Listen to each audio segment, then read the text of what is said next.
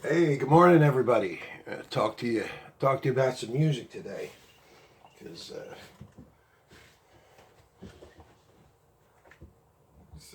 just because it's music is good stuff. So I'm going to talk about some good stuff. And today, you know, in the past couple of weeks, you saw me hitting the Bach Convention. Okay, I finished that. I play it every day. It's memorized on the way to being a master. Today, I'm going to talk to you about a piece called Rhapsody in Blue. Great piece of music. One of my favorite things about it is as soon as I hear this piece of music, uh, even with my eyes shut or just laying back in bed, I get this the for me when I hear that song, the skyline of Manhattan sort of just erupts out of the ground in my mind, and I see Manhattan, and of course I love New York City. I live in New Jersey, but I love New York City, and that God knows my heart goes out to them. That's a rough place to be. I mean, 8 million people living on an island on top of each other with an airborne pathogen. You know, my thoughts and prayers go out to you, and hats off to all the first responders, doctors, nurses, the people that work in those hospitals, just the people that you're picking up the paper, and it looks like, you know. So anyway, I'm going to talk to you about Rhapsody in Blue. Now, when I started teaching piano, God, that's about 20 years ago now, I actually started teaching in Red Bank. One of my students asked me about, hey, I'd like to play Rhapsody in Blue. I say, but I can't find the music. And I kept telling him, it was probably go over to Jack's Music in Red Bank, still there. Great place to buy sheet music. And I went over there and I found it. And I showed it to him. And yeah, it looks like this. And it looks like this. And he said, oh, no. He says, isn't there an easier way to? And I said, no, really. If you want to play it, this is it. This is a great score. This is taken, supposedly, according to this is taken right from the the Gershwin transcripts and piano rolls. So I went up to page 5 in it, and like a lot of other things, it stopped. So what I'm going to do is I'm going to play up to page 5 for you, and then we're going to talk about, with all this time on my hands, I don't think. Unfortunately, I don't think we're going to be under lockdown long enough for me to. This one I'm going to have to continue after I'm allowed to go out and we're allowed out in the real world again. I'm going to have to continue. So the piece starts off with, if you hear the orchestra version, of course, this is done by a clarinet.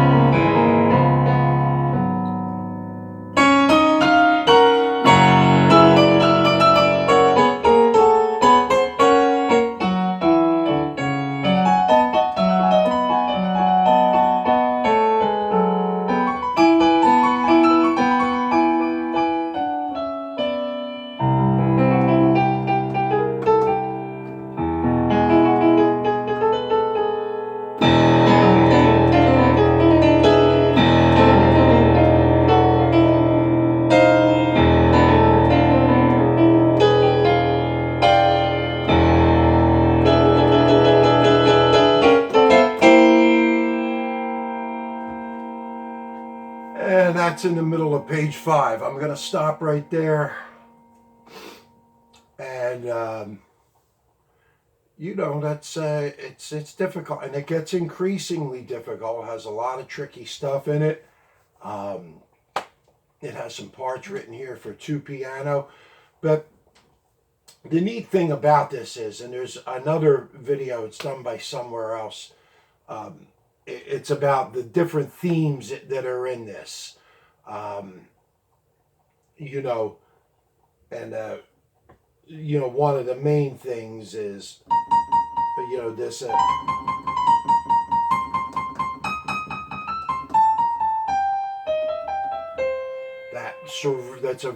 That's the blue. That's the blue, and then there's this.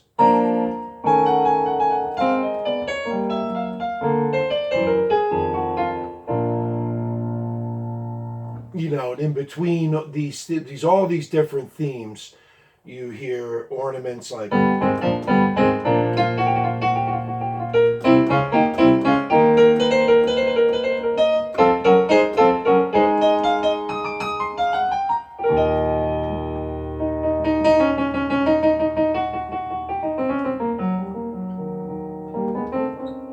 then it does the same thing, it changes key.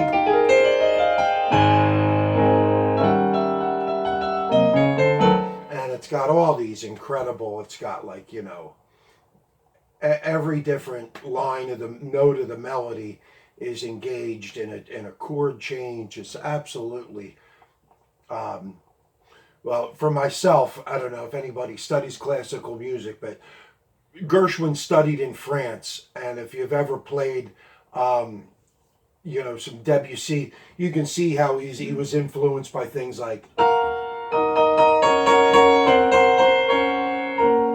If you listen, anyway, and if you, I have 2 words that I'm learning during this whole epidemic that are helping me get through is pay attention.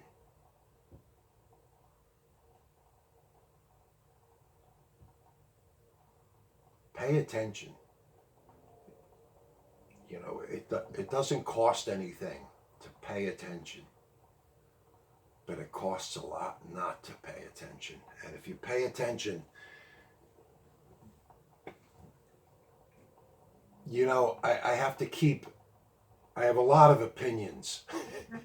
I'm going to keep them to myself until after a while. I'm going to start to maybe express, but there's a lot of things I don't like about what's happening. I'm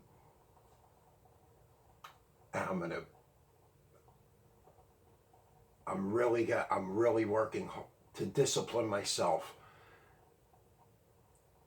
not to voice my opinion, because I might spread misinformation, and it's hard to do because we all get a bit. So in the meantime, like I said, if you're lucky enough to be a musician, please don't blow this chance to sit down and practice a lot.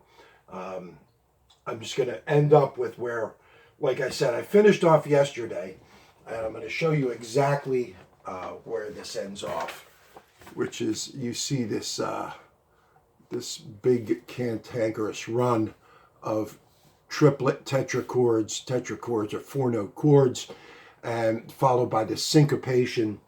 I'll show you tomorrow, but that, if you slow it down, that goes.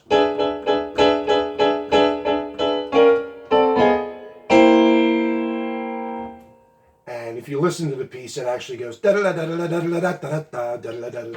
It goes very fast. It doesn't go that slow, and it's these incredible chords that when people like Gershwin, today, what do we have what composers do we have that are close to this? Maybe like John Williams, Bernstein has, before he left. John Williams has certainly done, but this stuff is just, it's genius. It really is. I have no other word for what Gershwin did with this piece.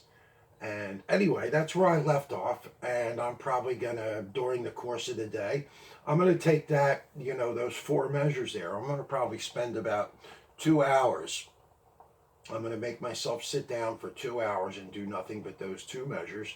And then, what happens is when I take really difficult parts like that and I really do them to the best of my ability, what it does, it kind of sets the bar. I see a lot of people making they make that mistake when they're practicing a piece of music. They get into the piece and they get it done sort of like, so they'll get like 12 bars done halfway and they keep going, which is not good, because what you've done then is you've just set the bar as okay, now I'm going to play the first 16 bars of this. I'm going to accept playing it at a mediocre level. Except instead of bringing it, no, I'm going to take the opening main theme of this and I'm going to play it really good. Doesn't have to be, it takes a while to master it, but at least I'm going to do a real nice job, and what that does, it sets the bar for the rest of the piece. But if I start off and I just play like a mediocre, I accept a mediocre job, then that's going to carry it out throughout the entire piece of work. And I'm going to spend a month basically doing a half-assed job. That's not how I roll. So my advice to anybody out there that wants to take on a difficult piece of music, do the main theme. Start the first 4, 5, 6 measures. Master them. And then go on and do a really good job and set the bar high at the beginning. Because if you start out and you just you play the piece mediocre the whole way through, why would you do something like that when you can do a really nice job? And so you have to be patient. Just like we're all learning that, you have to be anything good. And like I said, folks, most of all, just through all this, please be cool. Keep your cool. Don't spread fear and misinformation. The mind and the body are a temple. Don't put rubbish in the temple, folks. Be well.